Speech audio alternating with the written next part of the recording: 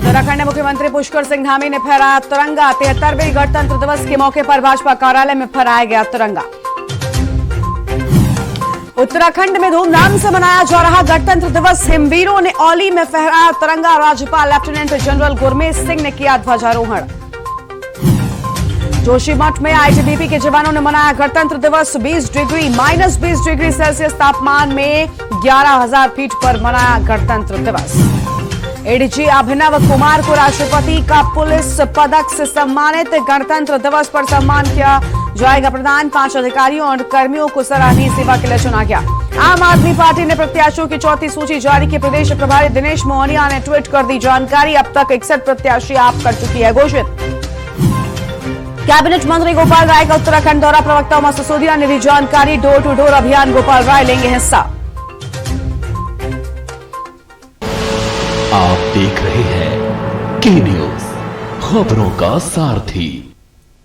नमस्कार, मैं हूं गरिमा वाजपेयी और आप देख रहे हैं खबर उत्तराखंड। उत्तराखंड के सीमांत 70 खटीमा विधानसभा सीट से भाजपा के प्रत्याशी और मुख्यमंत्री के रूप में राज्य की कमान संभाल रहे पुष्कर सिंह धामी ने आज खटीमा स्थित भाजपा के चुनावी कार्यालय में स्थानीय कार्यकर्ताओं के साथ गणतंत्र दिवस के मौके पर ध्वजारोहण किया है। और इस मौके पर पुष्कर सिंह धामी ने अपनी कर्म भूमि खटीमा से पूरे देश और प्रदेशवासियों को शुभकामनाएं दी हैं।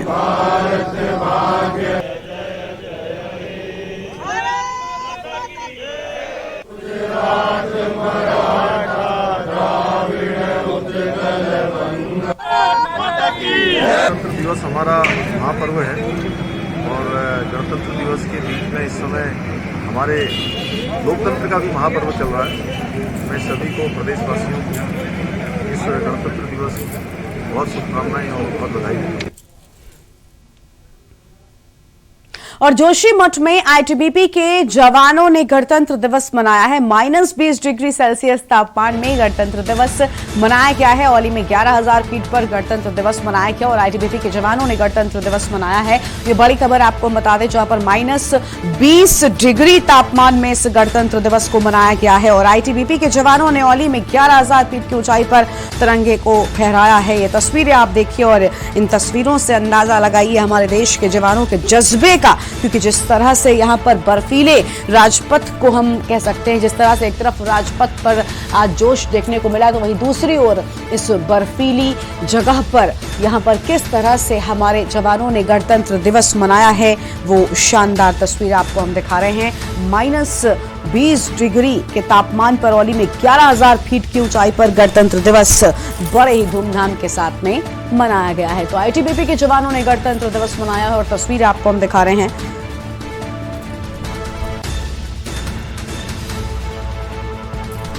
तो जोशीमठ से तस्वीर आपकी टीवी स्क्रीन पर, जहां पर जवानों ने इस कदर यहां पर जोश के साथ में -20 डिग्री सेल्सियस में मनाया है गणतंत्र दिवस को, वो काफी शानदार तस्वीरें यहाँ पर दिखाई दे रही हैं। जोशीमठ से तस्वीरें हैं।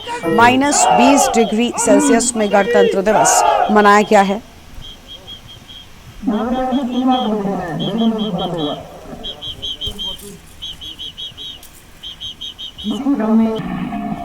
तो आईटीबीपी के जवानों ने मनाया गणतंत्र दिवस। -20 डिग्री सेल्सियस तापमान में गणतंत्र दिवस मनाया गया है और काफी उत्साह, जोश और उमंग इन जवानों में देखने को मिल रही है। आईटीबीपी के जवानों ने पूरे जोश के साथ में गणतंत्र दिवस के खास मौके को मनाया है। आज देश अपना 73वां गणतंत्र दिवस मना रहा है और तस्वीरें आपको हम लगातार दिखा रहे हैं, जहां पर काफी उत्साहित ये जवान नजर आए और आईटीबीपी के जवानों ने गणतंत्र दिवस मनाया है। तो -20 डिग्री सेल्सियस में ये उत्साह जवानों का वाकई काबिले तारीफ है।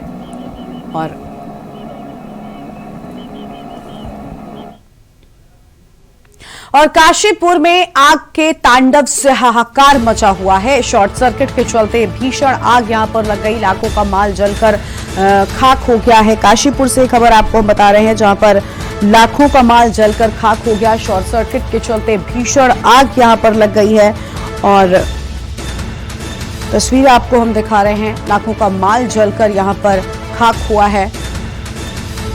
शॉर्ट सर्किट से यहां पर ये आग लगी थी और सूचना के बाद अग्निशमन विभाग पहुंच चुका है। ये तस्वीरें आपको हम दिखा रहे हैं। घंटों की मशक्कत के बाद आग पर काबू पाया जा सका है। तो घंटों की मशक्कत के बाद आग पर काबू पाया जा सका और आग के तांडव से हाहाकार मचा हुआ है। ये बड़ी खबर, घंटों की मशक्कत के बाद यहां पर आग पर काबू पाया जा सका। शॉर्ट सर्किट के चलते भीषण आग यहां पर लगी, ये बताया जा रहा है। लाखों का माल जलकर राख हो गया है। तो तस्वीरें भी आपको हम दिखा रहे हैं। आप इन तस्वीरों से अंदाजा लगा सकते हैं कि आग कितनी ज्यादा विकराल रूप ले चुकी थी और लाखों का माल जलकर यहां पर राख हो गया। और काशीपुर से तस्वीर आपकी टीवी स्क्रीन पर। तो आग के तांडव से हाहाकार मचा हुआ है और काशीपुर में कड़ी मशक्कत के बाद इस आग पर काबू पाया जा सका है।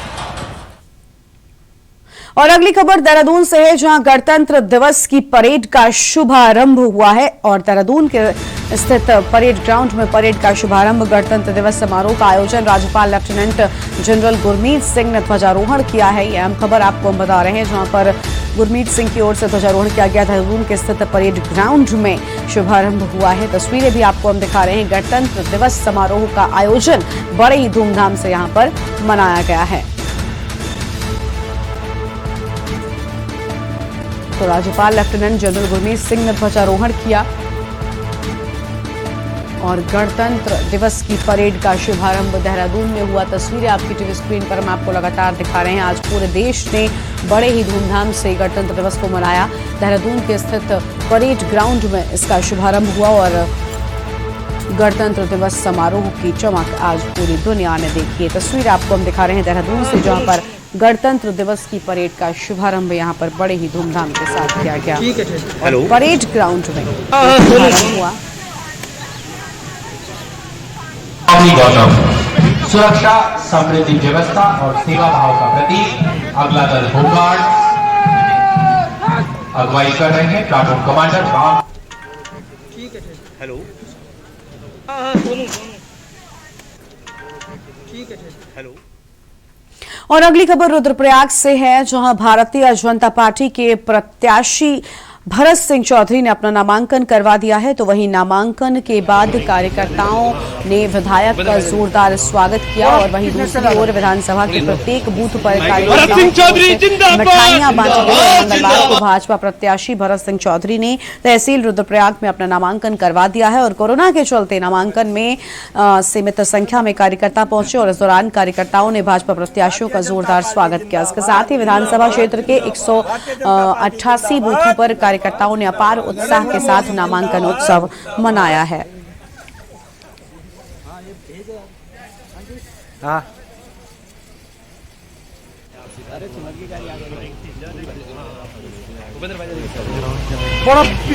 आज भारतीय जनता पार्टी के प्रत्याशी के रूप में दूसरी बार रुद्रप्रयाग विधानसभा क्षेत्र से मैंने अपने तमाम जो पार्टी के कार्यकर्ता हैं, हमारे जिले के जिलाध्यक्ष हैं, जिला पंचायत की सम्मानित अध्यक्ष जी हैं, सबकी उपस्थिति में अपना नामांकन करवाया है और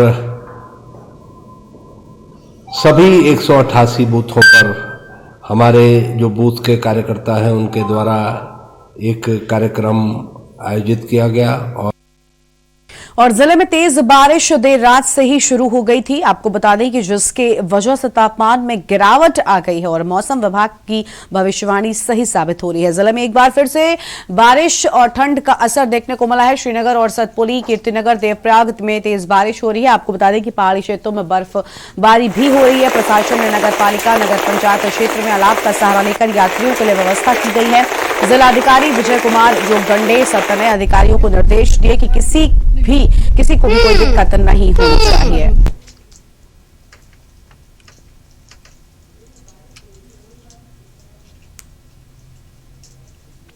तो तापमान में आए गिरावट, मौसम और विभाग का भविष्यवाणी हुई सही साबित।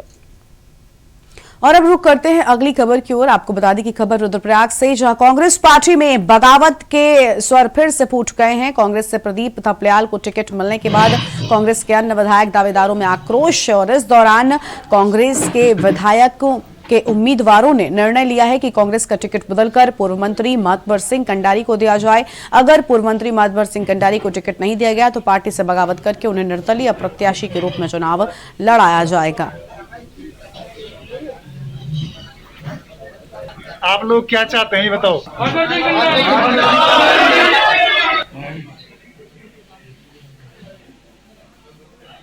कि हमारा जनप्रतिनिधि होना चाहिए, और जहां तक मेरा ये कहना है कि रुद्रप्रयाग विधानसभा में अच्छे व्यक्ति को टिकट नहीं दिया। क्यों नहीं दिया? इसलिए नहीं दिया, और जनता क्या बोलती है कि जिस प्रत्याशी ने लक्ष्मी राणा को हराने का काम किया है 2017 में, उसी को टिकट दे दिया क्या?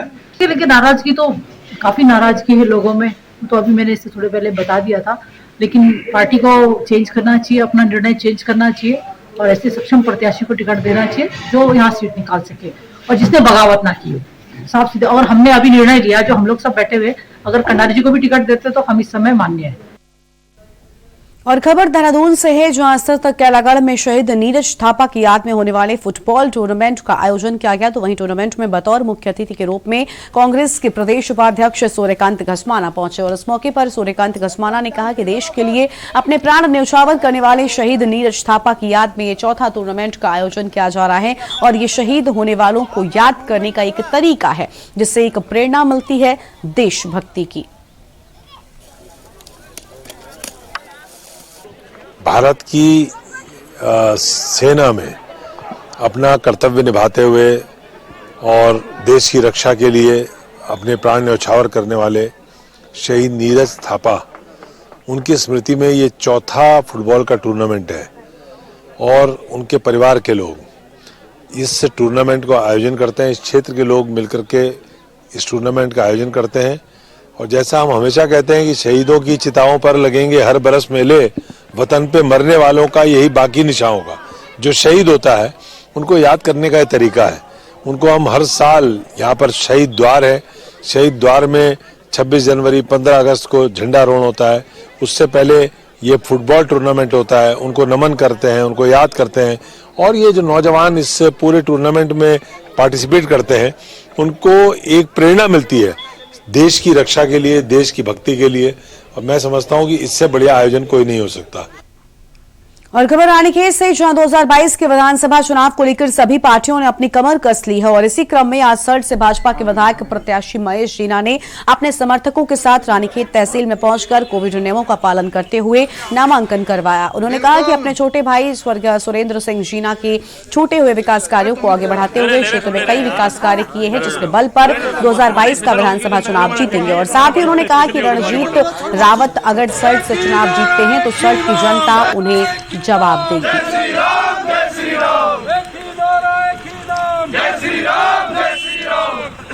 भारत माता की जय, भारत माता की जय। हमारा विधायक कैसा हो, अहिंसा ही जैसा हो, अहिंसा ही महेश नेगी जिंदाबाद जिंदाबाद। चलो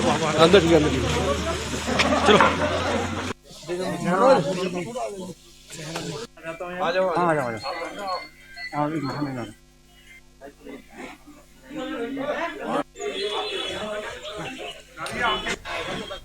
और अगली खबर देहरादून से है। आपको बता दें कि आज राजपथ पर देवभूमि की संस्कृति की विरासत दुनिया ने देखी है। देहरादून से अहम खबर, जहां राजपथ पर नजर आई देवभूमि की सांस्कृतिक विरासत, और झांकियों के माध्यम से आज पूरी दुनिया ने देवभूमि की सांस्कृतिक विरासत को देखा है। परेड में उत्तराखंड की झांकियों ने भी शिरकत किया, और देवभूमि की झांकी में बद्रीनाथ की झांकी नजर आई है, जिसने पूरी दुनिया का दिल जीत लिया है। तो तस्वीरें आपको हम दिखा रहे हैं, जहां पर प्रगति की तरफ बढ़ा उत्तराखंड थीम थीम पर यह झांकी आधारित थी और आज राजपथ पर परेड के दौरान ही देवभूमि की सांस्कृतिक विरासत को पूरी दुनिया ने देखा है। तो ये तस्वीर आपको हम दिखा रहे हैं। बेहद सुंदर, बेहद भव्य और बेहद दिव्य ये झांकी नजर आई है। परेड में देवभूमि की सांस्कृतिक विरासत को दर्शाती हुई ये झांकी आज पूरी दुनिया ने देखी और इस झांकी में बद्रीनाथ की झांकी नजर आई है, यानी देवभूमि क्योंकि हम कहते हैं उत्तराखंड को, और इसी के चलते बद्रीनाथ की झांकी और प्रगति की तरफ बढ़ा उत्तराखंड थीम पर इस झांकी को आधारित किया गया था। तो राजपथ पर देवभूमि की सांस्कृतिक विरासत को आज पूरी दुनिया ने देखा है। एक ओंकार सतनाम, नारायण है बसे जहां पर गुरु गोविंद ने किया है ध्यान, देवभूमि की पावन धरती तुझको शत शत मेरा प्रणाम। और खबर उत्तराखंड से, जहां 14,000 फीट पर तैनात आईटीबीपी के जवानों ने 0 से 30 डिग्री कम तापमान में गणतंत्र दिवस मनाया और इस दौरान उन्होंने भारत माता की जय के नारे भी लगाए हैं और काफी उत्साह इस दौरान देखने को मिला है जवानों में। ये तस्वीर आपको हम दिखा रहे हैं जहां पर आप देखिए आईटीबीपी के जवानों ने बड़े उत्साह के साथ में गणतंत्र दिवस के खास मौके को मनाया है।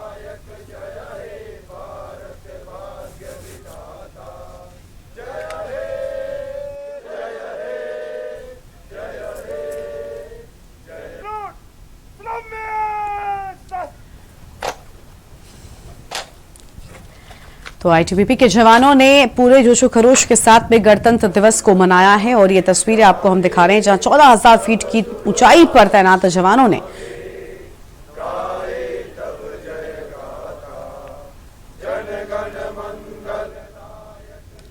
बड़े ही धूमधाम के साथ में यहां पर गणतंत्र दिवस मनाया गया है।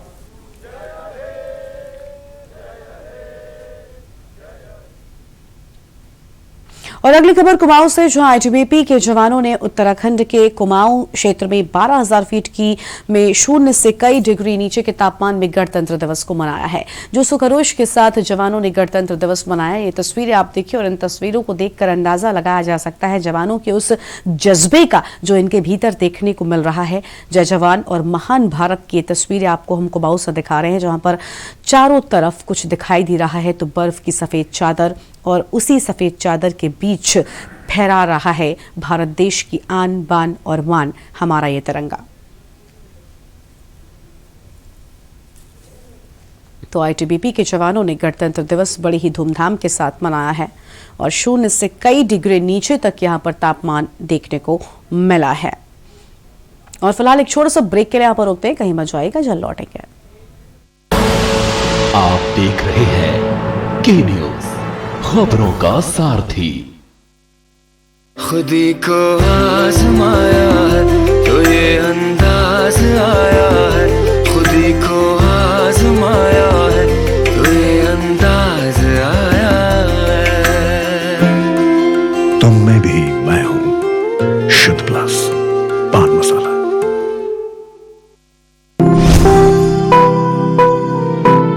मैथ्स बाय मनीष सर की तरफ से सभी प्रदेशवासियों को 73वें गणतंत्र दिवस की हार्दिक शुभकामनाएं। निवेदक Sukarn Singh Chandel, Vivekanand group of school की तरफ से सभी प्रदेशवासियों को गणतंत्र दिवस की हार्दिक शुभकामनाएं। विवेक नारायण मिश्र, वरिष्ठ कांग्रेस नेता, कन्नौज की ओर से सभी प्रदेशवासियों और देशवासियों को गणतंत्र दिवस की हार्दिक शुभकामनाएं और बधाई।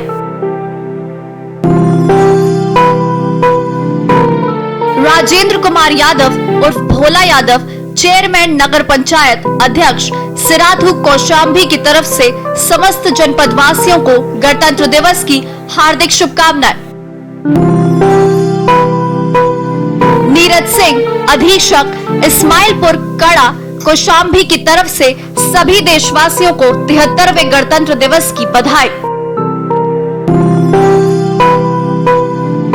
शब्बीर आलम, ग्राम प्रधान प्रतिनिधि जगदीशपुर, महाराजगंज की तरफ से सभी ग्राम वासियों, क्षेत्रवासियों को 73वें गणतंत्र दिवस की हार्दिक शुभकामनाएं। निवेदक अकील उर रहमान खान, पूर्व मंत्री, पूर्व विधायक संभल। हाजी फहीमुद्दीन, डायरेक्टर फ्रोजन फूड संभल की ओर से जनपद संभल वासियों एवं देशवासियों को गणतंत्र दिवस की दिली मुबारकबाद। Sanjay Kumar Singh Yadav, company Rohit hybrid seed private limited Ghazipur की तरफ से हमारे समस्त जनपद व क्षेत्रवासियों को रोहित परिवार की तरफ से जुड़े हुए सभी किसान भाइयों को 26 जनवरी की हार्दिक शुभकामनाएं। सृजन चिकित्सालय सिराथू कौशाम्बी की तरफ से गणतंत्र दिवस की संपूर्ण देशवासियों को, प्रदेश वासी एवं जनपद कौशाम्बी के लोगों को हार्दिक शुभकामनाएं। आप देख रहे हैं के न्यूज, खबरों का। ब्रेक के बाद आप सभी का स्वागत है। 2022 के चुनाव में सभी पार्टियों में रद्दबदल का माहौल जारी है, तो वहीं पूर्व मुख्यमंत्री जनरल भुवन चंद खंडूरी के पुत्र मनीष खंडूरी ने मंगलौर पहुंचकर काफी लंबे समय से भाजपा में रहने वाले एक बड़े राजनीतिक घराने के सदस्यों को कांग्रेस पार्टी में विलय कराया है और इनके साथ सैकड़ों समर्थकों ने भी कांग्रेस ज्वाइन की है। तो वहीं मंगलौर में स्वर्गीय अख्तर चेयरमैन का राजनीतिक क्षेत्र में अच्छा दबदबा रह चुका है और बसपा में रहने के बाद उस परिवार के बेटे कलीम अंसारी और उनके बेटे काफी लंबे समय से भाजपा पार्टी के नेता रहे हैं। माने जाते हैं, पर इससे पहले ये हमारे खंडूरी परिवार के एक सदस्य भी हैं हमारे लिए, तो क्योंकि मेरे पिताजी के साथी रहे हैं और बहुत समय से, बहुत लंबे समय से साथी रहे हैं। एक तो बात ये है। दूसरी बात ये है कि जैसे आज जो कांग्रेस में आए हैं तो मुझे बहुत खुशी हुई है। मेरा छोटा भाई आमिर भी है, मुझे बहुत खुशी हुई है और इससे ज़्यादा भी मुझे खुशी हुई है कि मैं आपको ये भी कहना चाहता हूँ रिकॉर्ड पे कि जो स्नेह और जो प्रेम मेरा पिताजी का था वो बीजेपी में थे, पर जो काजी भाई के लिए है, काजी निज़ामुद्दीन के लिए है, वो मैं खुद ही जानता हूँ। तो कितनी इज्जत करते हैं काजी जी की वो भी मैं जानता हूँ, मैं डायरेक्टली जानता हूँ। तो इसलिए आज मुझे बहुत खुशी हुई। मुझे लगता है कि मेरे परिवार के 2 सदस्य हैं, एक तरह से राजनीति की कड़ी जुड़ चुकी है कांग्रेस में।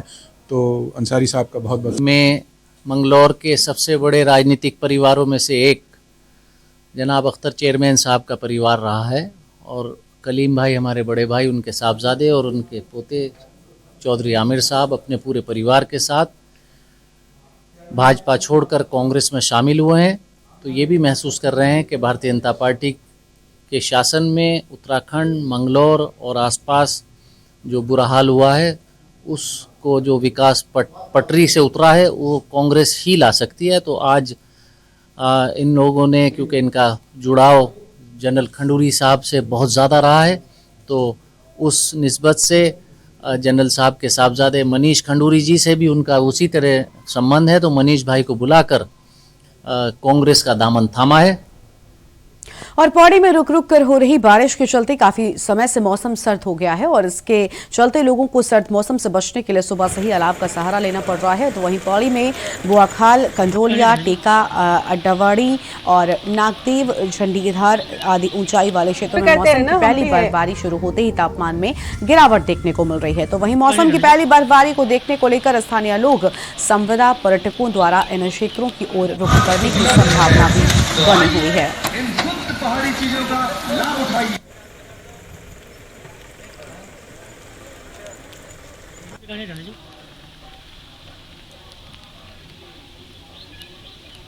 करते रहे ना, हम भी है।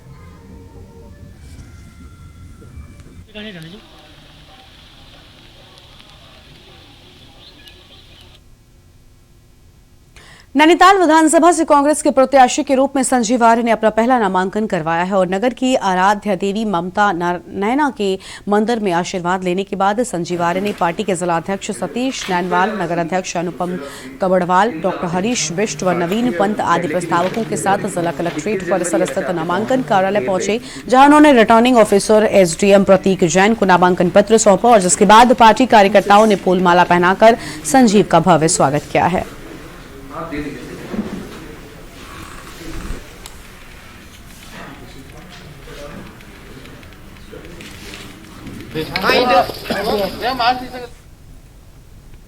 और खबर उत्तराखंड में आज इतना ही। आप देखते रहिए के न्यूज इंडिया। नमस्कार। आप देख रहे हैं के न्यूज, खबरों का सारथी।